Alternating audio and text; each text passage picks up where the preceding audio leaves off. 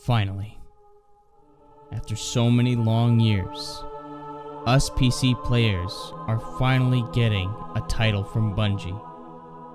And with this exciting news, only one thing comes to mind. Did it really need to fucking take this long?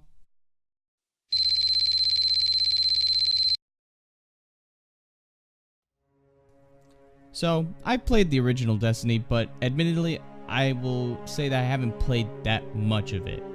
Hell, the only experience I have of it is when you could still do loot caves in the game, and that was way back when the game first launched. However, playing the Destiny 2 beta, it'll be interesting to see on how the game performs compared to its console counterparts. Now, given that this is the first game that Bungie has ported to the PC since Halo 2, I will give them a bit of a lax judgment for these problems that I'm going to address. However, these problems that I'm addressing should not really have any excuse towards them. Now, I'm sort of new to these types of videos, and I know game developers don't really pay attention to long-ass, drawn-out videos about people explaining why their game is bad. So, Bungie, here is a very short list on what I think is wrong with the game so far, and what should definitely be fixed. You see, the last that I checked, the year is 2017. We are now having what they call next-gen consoles that are now doing 4K at 60 FPS. Why the fuck are the cutscenes capped at 30 frames per second, Bungie? This is just inexcusable. You are a AAA company, and not even to mention the gameplay itself is uncapped. Why are the cutscenes at 30 FPS? This makes absolutely no sense.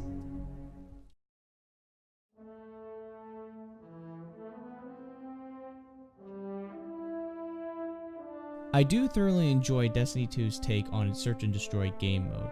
As a person who played a lot of Search and Destroy in Call of Duty and who now plays a lot of Counter-Strike Global Offensive, it is something refreshing to see. However, you should not be able to arm nor defuse the objective while moving that much. It is extremely cheap and also does not promote any skill base in the game whatsoever.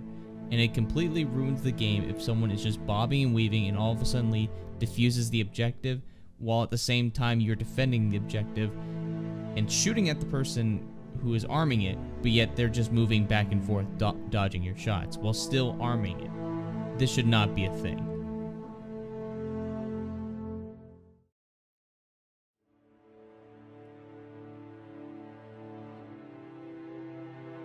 Now, I can't exactly confirm whether or not this is true, but Bungie, please listen to me on this one. If there's aim assist turned on in PvP, please turn it off. There's no reason why aim assist should be in a competitive mode at all. In a player versus environment thing, that's perfectly fine. But if it's player versus player, it needs to be aim assist just completely off. There's no excuse for this. Also, while we're on the topic of PvP, Bungie, please make it so that you can aim down sights faster. It is completely useless in the multiplayer. It is faster and more effective to hipfire someone and get the first shot off rather than aiming down your sights. That's just crazy.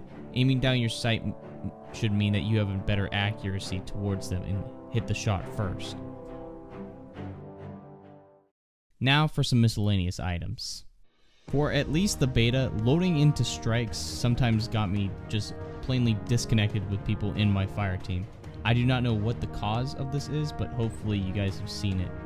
Not allowing game capture in OBS or XSplit while giving it the excuse that it will prevent people from cheating in the game. Bungie, if I see people hacking in this game, I better get that game capture feature back. I haven't seen nor tested this myself, but people have been complaining on the forums that their IRL name is being shown rather than their in-game name. A friend of mine said that you can change this, but it really shouldn't be defaulted to your IRL name. It should be defaulted to your in-game name. And lastly, with this beta, we did not get that much variety. Yes, you can unlock things by completing the strike and also playing the competitive mode, but at the same time, we were generally at max light level and also max damage. I hope that when we do reach that in the main game, that there is still more things to go after. And that was one of the main things that kept me from playing the original Destiny in the first place, was that I ran out of stuff to do. There wasn't much stuff to do. And later on, they came out with all the Strike DLCs and they improved the game, but still, there needs to be a good amount of variety in the things you unlock. And hopefully there will be good personalization as well.